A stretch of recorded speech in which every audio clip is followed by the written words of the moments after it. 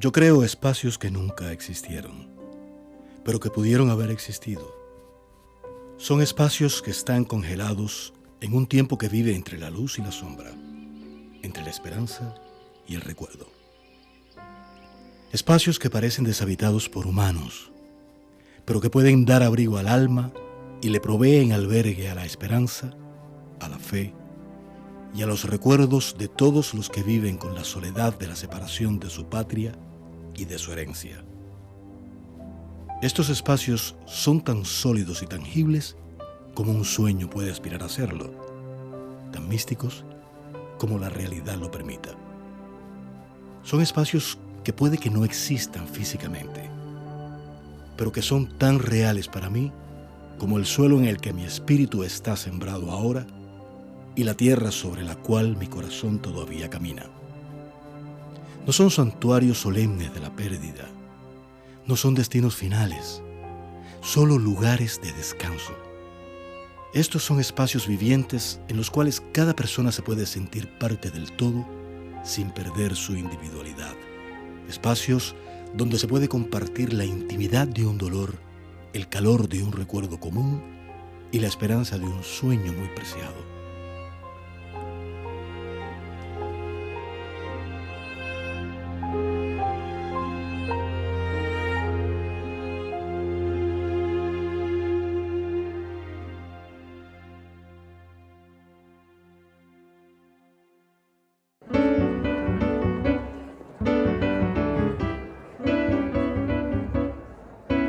El pasado viernes 1 de diciembre, el Lowell Art Museum de la Universidad de Miami inauguró la exposición In Dreams Away, retrospectiva que reúne las obras más significativas de los 30 años de labor plástica del pintor Humberto Calzada.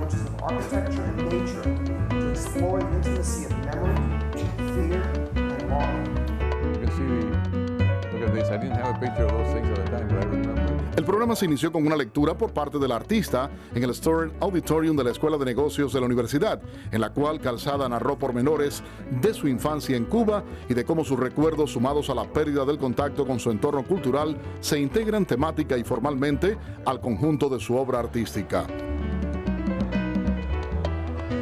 Una hora más tarde se ofreció una recepción durante el lanzamiento y firma del libro Catálogo del Pintor, editado por Carmen Colli Calzada, con ensayos de Carlos Alberto Montaner, Iliana Fuentes, Carol Damián, Enrico Mario Santí, Elizabeth Prater Seiberg y Jesús Rosado. Para mí significa una culminación. Primero, nunca había visto todo este trabajo juntos, o sea que para mí es una gran satisfacción ver todos los cuadros que representan 30 años de trabajo juntos. El catálogo pequeño que se hizo, los artículos de periódicos, todo eso es un hito en la carrera de un artista que por supuesto tiene un significado tremendo, no solo emocional, sino también profesional.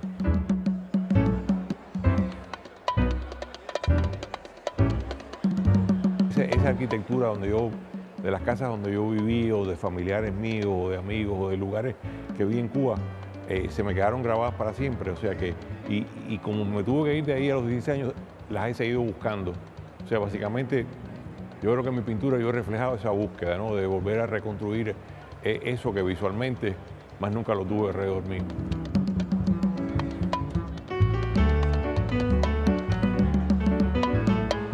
La exposición retrospectiva estará abierta al público desde el 2 de diciembre hasta el 28 de enero.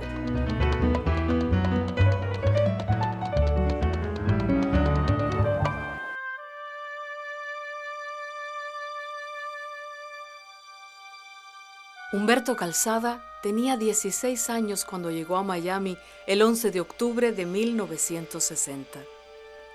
La apacible ciudad balneario sería un refugio temporal. Solo por corto tiempo, solían decir los primeros exiliados a la espera de la inminente caída del régimen instaurado en La Habana. Pero para finales de 1962, el solo por corto tiempo empezó a percibirse como un quizá para siempre, lo que obligó a las familias exiliadas a considerar su integración al país que les había acogido, lo cual abrió una brecha hacia la transculturación, con la paulatina sustitución de los ritos y los mitos culturales que los definían como nación. Yo creo que los recuerdos míos de infancia y adolescencia en Cuba son la esencia de mi pintura. O sea, yo para todos mis cuadros siempre me estoy remontando en mi imaginación. Estoy de vuelta a eso. Y trato de capturar esa esencia y no siento que no la logro. O sea, que es una cosa bien curiosa, ¿no? Que a lo mejor el que ve ese cuadro dice, oye, que bien captura la esencia cubana. Yo siento que no lo logro, ¿no? Porque la imaginación siempre es más poderosa que lo que uno logra hacer en la realidad. Pero sí, yo creo que hay una conexión, pero bien esencial entre esos recuerdos. Yo de niño fui un niño muy observador, porque tenía padres muy... Yo soy hijo de la vejez, entonces mis padres eran muy sobreprotectores. O sea, que yo no era mucho de jugar en la calle, entonces se pasaba mucho rato solo. Y me convertí en un niño muy observador, o sea, mirando todo lo que me rodeaba. Y por eso lo absorbí tanto, y por eso después yo creo que lo extrañé tanto, ¿no? Cuando me cambiaron el ambiente visual en que vivía tan radicalmente, lo extrañé tanto.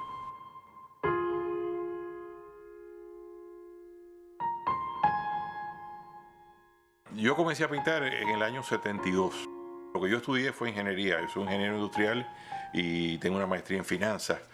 Cuando comencé a ejercer esas dos carreras me di cuenta que yo no tenía vocación para ello, no me gustaba el trabajo que hacía, me aburría mucho. Comienzo a pintar como pintor de domingo, o sea, un pasatiempo para tener un descanso mental de las actividades que hacía que no me gustaban.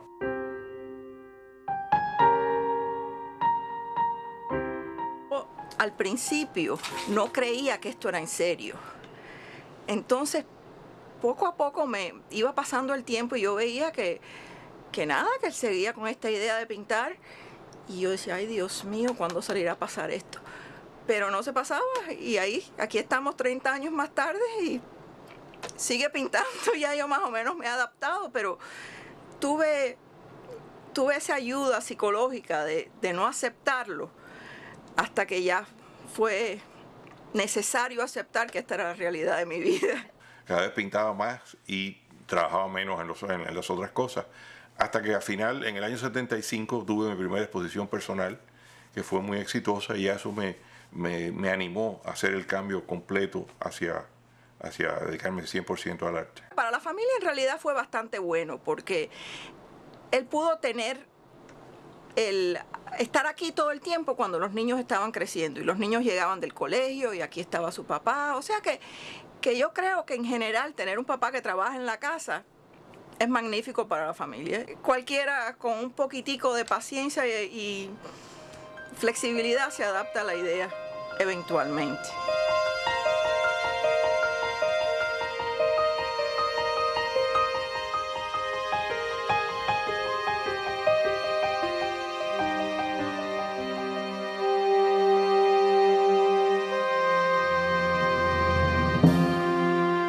Yo te diría que las diferentes etapas que yo he tenido en el desarrollo de mi obra son producto, primero, de que el artista siempre está buscando algo nuevo. O sea, después que tú te pasas 2, 3, 4 años trabajando en un tema, aunque mi tema siempre básicamente es arquitectura cubana, pero bueno, después que pasas 3 o 4 años en un tema específico, sientes la curiosidad, el deseo de explorar otras cosas. La obra de Calzada se puede clasificar en 4 etapas distinguibles, ¿no?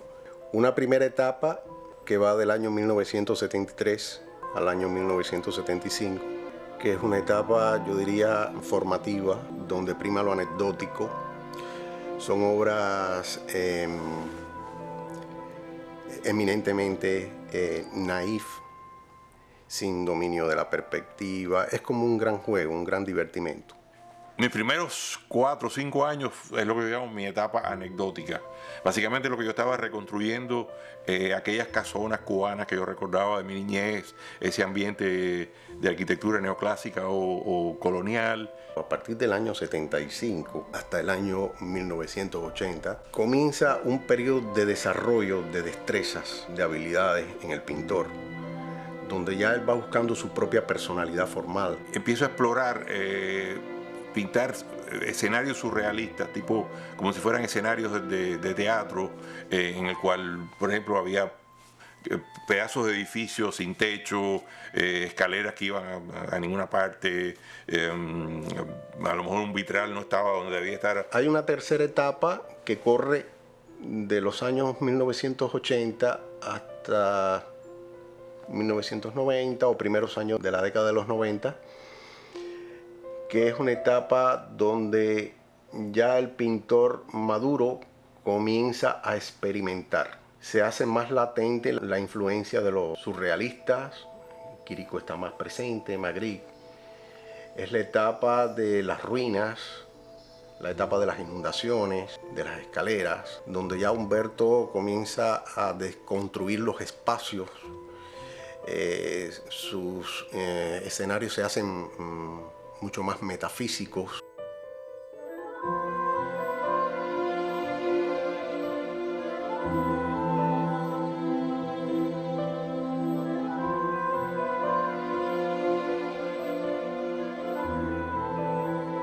Lo que ocurre es que, claro, el surrealismo se separa del modernismo, en el sentido de que el modernismo buscaba la cosa plana y la composición de formas abstractas como el tema central, y el surrealismo se mantuvo dentro del interés escénico en la pintura, y por eso nos resalta. Entonces cualquier pintor, como en el caso de Humberto Calzada y otros, Guillermo Cuitca, por ejemplo, de Argentina, y muchos otros, que le interesa el espacio escénico, pues lo vemos ubicados dentro del surrealismo, pero no es que haya una influencia surrealista de por sí, ¿no? Ya comienza Humberto a trabajar más el color, cuajan sus perspectivas, la distribución de la composición, es decir, la estructura de la composición se hace más nítida, comienza a mezclar tonos y va dejando atrás el dibujo, es decir, el trazo. Ya Humberto se va haciendo más pintor, se hace más dueño del pincel. Empiezo a crear unas ruinas imaginarias porque empiezo a oír las descripciones de que La Habana se estaba empezando a caer a pedazos, fue alrededor de finales de los 80, y empiezo a pintar unas ruinas muy limpias, muy nítidas, pero ruinas en sí, ¿no? Pedazos, o sea, casas cayéndose a pedazos también, generalmente frente al mar, escenarios poéticos, pero ruinas. Después voy un paso más hacia la ruina, que es inundar esos espacios, usando la simbología de que la inundación es el máximo en desastre, ¿no? Y a la vez usando otra simbología que la inundación o el agua es purificación y renacimiento. Humberto comienza un poco a distanciarse de aquel aire mediterráneo que había asumido en esta etapa exploratoria anterior, y vuelve a reinsertarse en el color caribeño, en la temática cubana.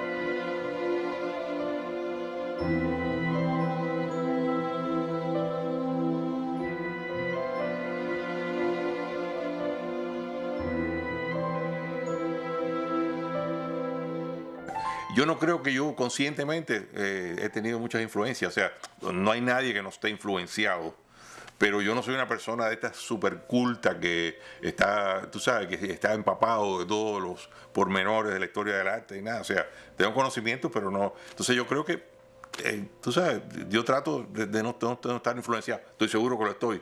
Los componentes del vernáculo cubano en Calzada se distingue a través de los elementos arquitectónicos, la persiana, el vitral, el uso del color, la presencia de determinados elementos referenciales del paisaje. Eso caracteriza a Humberto como un continuador de la Escuela de La Habana. Admiro mucho la obra de Amelia Peláez, porque considero que Amelia Peláez fue o sea, tenía los mismos intereses que yo, lo único que ella los expresaba de una manera abstracta y yo los interpreto de una manera más realista. Pero admiro mucho, o sea, yo veo un cuadro de ella y casi vuelo los frijoles negros, ¿no? O sea, la cubanía que tiene ella en sus colores, en su diseño del vitral y de las frutas y todo ese tipo de cosas. Pero no creo que lo mío sea una influencia de ella, sino sencillamente admiro su pintura. Humberto Calzada funciona como un artista modernista clásico, que es una definición tomada de Carpentier. Siempre me ha interesado las corrientes como funcionan dentro de la obra de un individuo y no la obra del individuo dentro de una tendencia. Yo creo que simplemente encasillar a una persona dentro de una tradición o una obra eso es una especie de mentalidad archivista que no nos dice absolutamente nada de valor o de importancia ante la obra de una persona. Y es una manera como de robarle a una obra de arte su verdadero valor, que es la capacidad de sacudir a quien está delante de ella y de transformarle su manera de ver el mundo. En el arte de Calzada, la arquitectura juega un papel primordial. Se aprecia en sus obras un sorprendente contrapunto entre la pureza del diseño, la transparencia del color y una poderosa convocatoria al subconsciente y a la fantasía, a pesar de que cada pieza patentiza una necesidad casi cartesiana de orden y rigor, de método y construcción. Calzada sistematiza la confusión al quebrar el arreglo físico del espacio, pero sin deconstruir totalmente ese escenario casi irreal, donde el tema es siempre la memoria. Una memoria que tiene su asidero en la pérdida de un país, una sociedad, una cultura. Lo importante de la obra de Calzada no es el tema. En general, la importancia de los pintores no viene dado por el tema, viene dado por la ejecución. Cómo lo ejecuta, cómo lo lleva al lienzo. Y lo que es realmente espectacular en la pintura de Calzada es la perfección formal. Si esos temas urbanos, vacíos, fríos, de alguna manera, que él ha elegido para contar su historia plástica, no estuvieran bien ejecutados, pues no tendría realmente importancia. Sería un pintor más de temas urbanos, como hay muchos, como hay centenares. Lo que de alguna manera le da un nivel de excelencia realmente muy notable a la pintura de Calzada es esa combinación entre un tema sugerente, en realidad muy hermoso, son figuras muy hermosas desde el punto de vista plástico, pero muy bien ejecutadas, esas figuras y ese mundo, ese era un mundo muy bien construido formalmente.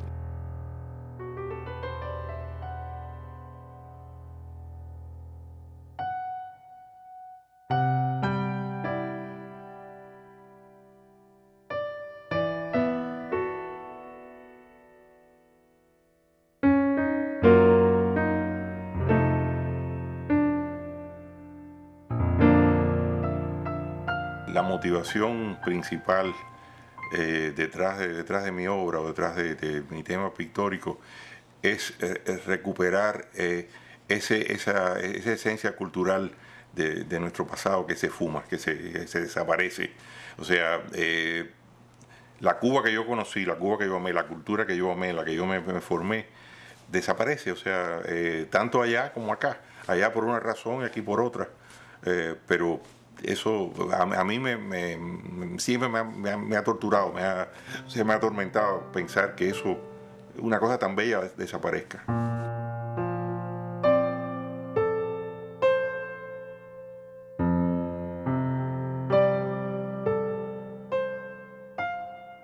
El artista trasciende el relato anecdótico de su primera etapa para traducir en estructuras visuales de diseño impecable y diáfana luminosidad sus sueños y reflexiones sobre el desarraigo, el tiempo y la nostalgia.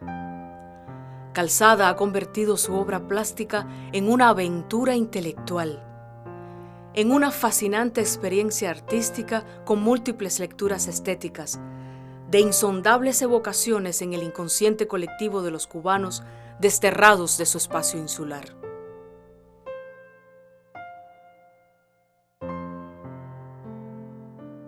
Si nosotros vemos cubanidad como un concepto que ya está incorporando de por sí exilio, es que podemos decir que Calzada sí es pintor del exilio, pero pintor de la cubanidad. Sí me siento muy arraigado a la tradición pictórica cubana, me siento parte de eso.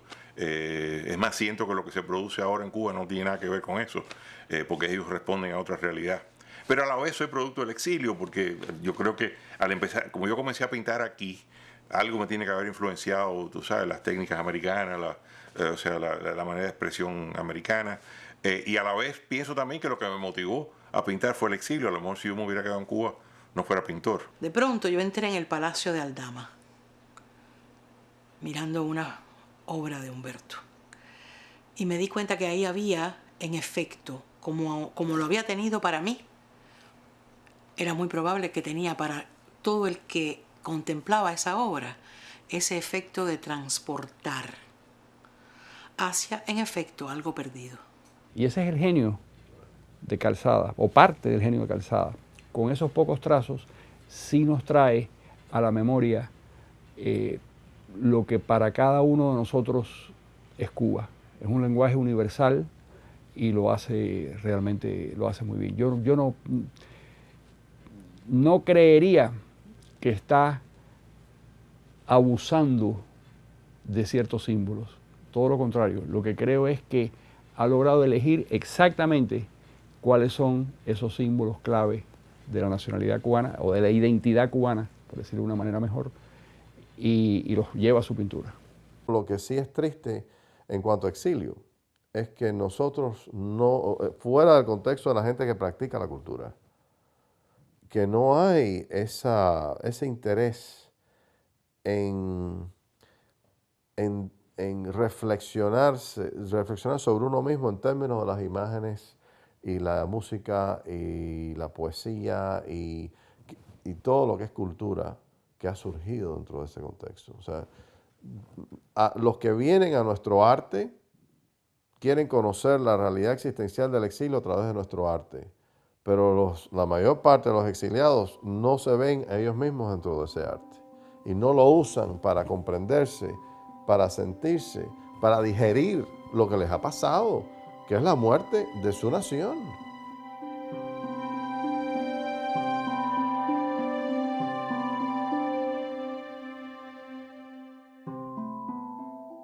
Calzada no intentaba denunciar.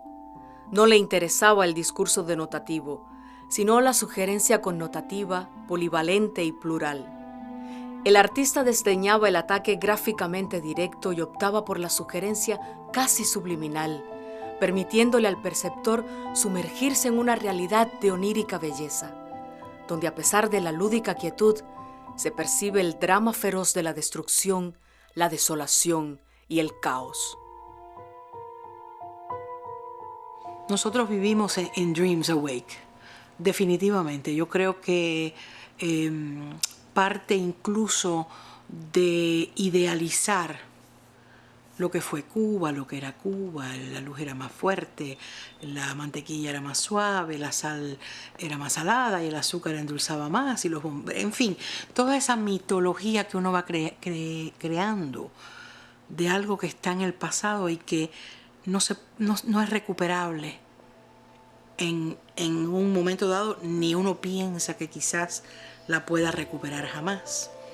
En efecto, uno pasa a una especie de trance que deja de ser memoria y empieza a convertirse en un sueño.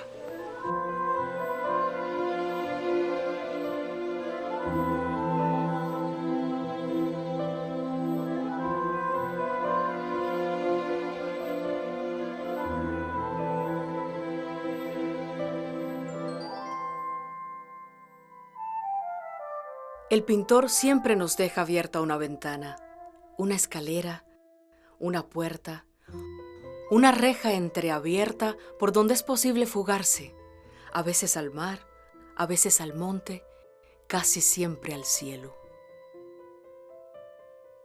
Presentimos que en este escenario falta algo, que algo acaba de ocurrir o que algo tal vez ocurrirá. Nos angustia la incertidumbre de que jamás compartiremos el espacio físico o temporal de ese acontecimiento, que se proyecta en un horizonte indefinido e inalcanzable, diluyéndose irremediablemente en las mansas aguas donde agonizan estas ruinas. Los últimos trabajos que yo he visto de Humberto interviniendo fotografías son imágenes del casco histórico de la ciudad, imágenes de paisajes de la ciudad de La Habana. Me parece que realmente puede marcar una nueva etapa, yo diría atrevida. Es decir, Humberto se está replanteando su obra, mezclando dos medios, cosa que no es extraña hoy día, lo hacen muchos artistas, pero en el caso de Humberto, que tiene una obra hecha sobre soporte tradicional, que está reconocida, el plantearse la reconceptualización de su trabajo, para mí realmente es un acto de coraje, de desafío, de decir yo voy a buscar nuevos horizontes y soy capaz, y a mí me parece genial. Se me ocurrió la idea de expandir una fotografía que compré hace 2 años sobre una ruina en La Habana, una esquina muy importante que era la esquina de Prado y Neptuno, y empezar a reconstruirla, o sea, mostrar cómo lucía ese edificio en sus días de gloria o cómo podría lucir después de reconstruirla, y eso fue lo que hice. Entonces, eso me ha abierto una ventana a una idea de tal vez hacer una exposición en el cual todos los cuadros sean ruinas, mostrando la posibilidad de reconstrucción. O sea, de mostrar lo que fue o lo que pudiera ser en comparación a lo que es el horrendo presente de La Habana.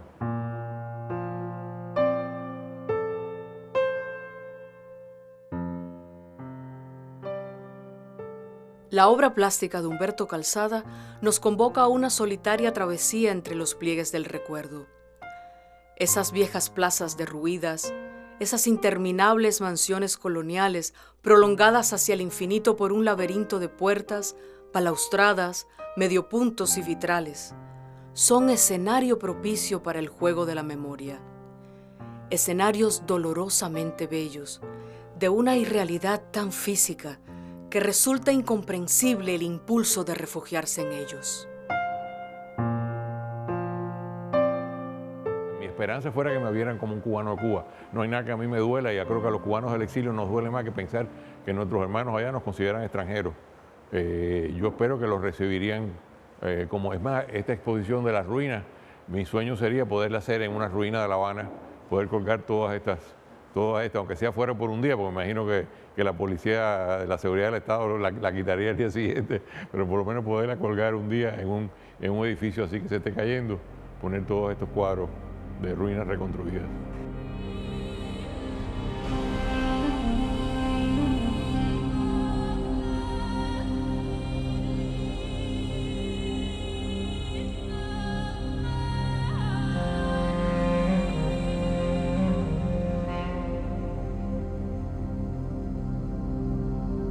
Bueno, la idea surge desde el año 90, del año 90 al año 94 yo hice una serie de cuadros que eran espacios inundados, con el simbolismo que tiene la inundación de máxima tragedia y también la posibilidad de renacimiento, purificación. Me gustaba esa dualidad de mensajes. Entonces pensé que como el agua era un elemento, otra posibilidad sería hacer una serie de pinturas con fuego, que es también otro elemento. Pero esa idea se quedó como dormida en mi subconsciente, y lo que de verdad me motivó a empezar esta serie es cuando empiezo a ver en enero del año 2011 la primavera árabe, o sea, estas revueltas en el mundo árabe que me hicieron reaccionar. Yo dije, coño, ¿por qué esto no pasa en Cuba? Porque tú sabes que me encantaría ver ese tipo de efecto visual, de ver una rebelión en Cuba y que le metan candela a todo en rebelión. Y eso fue lo que básicamente lo que me motivó a empezar. La idea venía de antes, pero lo que me motiva a empezar fue eso.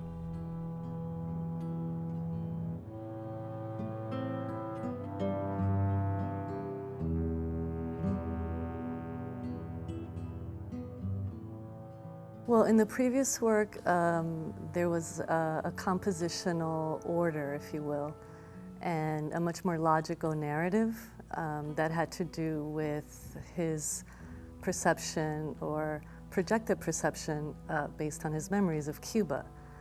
In the new work, he seems to be taking a risk in terms of, formally speaking, so he adopts this sort of abstract language, if you will, that is very different, is very new for him, and so you see this tension between the figurative and the abstract. Cuando uno ya va llegando a los 60 y pico, 70 años, por supuesto que uno madura y eso te hace madurar todas las visiones. Desde el punto de vista artístico ya estás más dispuesto a correr riesgos porque ¿qué más da, no? Te queda tan poco en el andén que tú dices, bueno, si no lo corro ahora, ¿cuándo lo voy a correr? Segundo, también viene la madurez política. Con la edad también te vienen, todas tus afirmaciones se vuelven más dudosas. O sea, todo lo que creíste hasta un cierto punto lo pones en duda y te das cuenta que no todo es blanco y negro, sino que hay muchos grises. But you can't separate Humberto the artist and Humberto the exile that he identifies so closely with. You can't separate those two personas, if you will. So in the manner that those personas evolve throughout the different series, it'll be reflected in this new work. Políticamente no que haya cambiado mi posición vis-a-vis el régimen de Cuba, pero veo la cosa con menos ilusión también, o sea, que veo la realidad más como es, de verdad, que no hay paso atrás, que hay cosas hay daños que se hicieron que ya no van a tener remedio. Los tiempos del agua no trajeron la resurrección de los ensueños del pintor. Antes bien, continuaron su pertinaz empeño de crecer en ruinas. 33 años después, la mirada de Calzada, desnuda del país de la memoria, recorrió el polvo y las piedras del país real, las plazas, los portales, las mansiones del recuerdo, demolidas por la ignorancia y la miseria. El pintor de ensueños no encontró allí la sombra de la infancia, ni el rumor de los abuelos, ni el eco de las ruidosas tertulias de domingo en el salón familiar. No era un mundo transformado por el tiempo, era un mundo ajeno, envilecido y turbio, travestido en retablo vocinglero por mediocres traficantes de himnos y consignas. Solo entonces comprendió el pintor que fue el suyo un viaje sin regreso, que es un artista que ha de vivir en un mundo ajeno, pintando en sueños el mundo propio.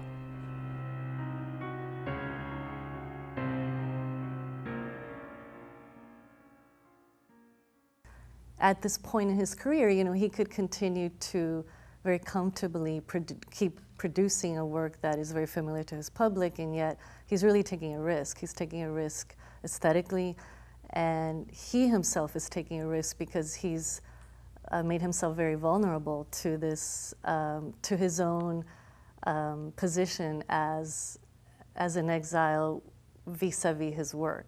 Yo en mi pintura anterior tuve diferentes etapas, aunque todo era no eran etapas tan radicales los cambios, pero cada vez que yo introducía algo nuevo, había siempre una resistencia en el público a aceptarlo. Siempre era cuestión de, este es el cambio más radical, o sea, la resistencia va a ser proporcionalmente mucho mayor. So I think that maturity is reflected absolutely in his willingness to take a risk, and in taking that risk, exposing his own uncertainties and perhaps contradictions about himself in his work, in his identity, which was so entrenched as an artist you know, in exile and representing his, the feelings of, the sentiments of his community and particularly his generation.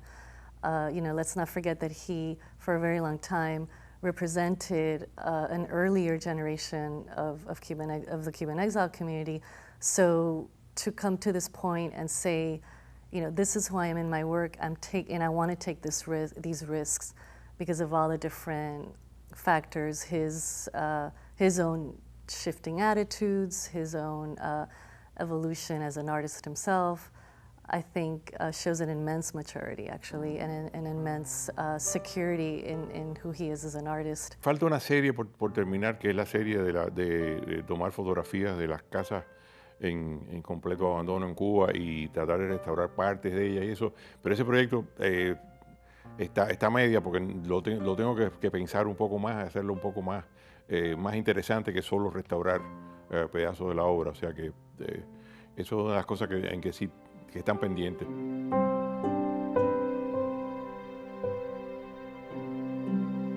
Y yo me imagino que los que tengan sensibilidad es como todo, ¿no? Los que tengan sensibilidad encontrarán que ese pintor que surgió en el destierro, que se hizo en el destierro y que dedicó toda su vida a contar una historia de amor y desarraigo a través de sus cuadros, dejó una obra muy valiosa.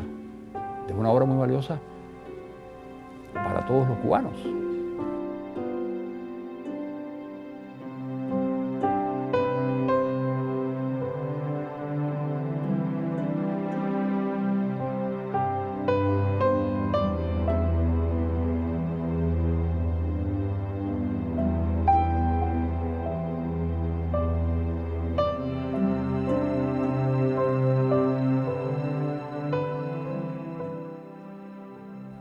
¿Por qué tanto vacío de lo humano?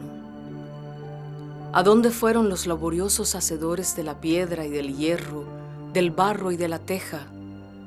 ¿En qué parajes se ocultan los que soplaron el vidrio de esos vitrales que cuelgan como alas de ángeles caídos? ¿En qué selva indescifrable se han perdido los magníficos ebanistas que tejieron el encanto de la teca y la caoba en esos muebles inexplicablemente lustrosos a salvo del polvo del olvido? ¿En qué desatinado laberinto ha perecido esa laboriosa nación, hecha hombre a hombre una y otra vez desde sus ruinas dolorosas? ¿Será su destino la sangre, la ceniza, la soledad? ¿Huir siempre? ¿Escapar de la prisión del hombre para languidecer en la prisión del alma? Soñando con un regreso maldecido para siempre por la furia de la nostalgia y del olvido.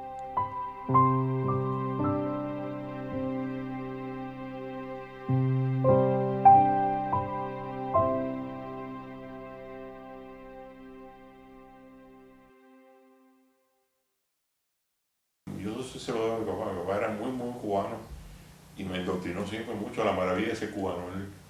Él me decía, él jugaba un juego cuando era chiquito, me decía, si tú no fueras cubano, ¿qué tú quisieras hacer? Yo decía, bueno, alemán. No, coño, si no fueras cubano, quisiera ser cubano. Todo el que no es cubano quiere ser cubano. O sea que eso me estaba indoctrinando a que ser cubano era la quinta maravilla del mundo, ¿no? O sea que,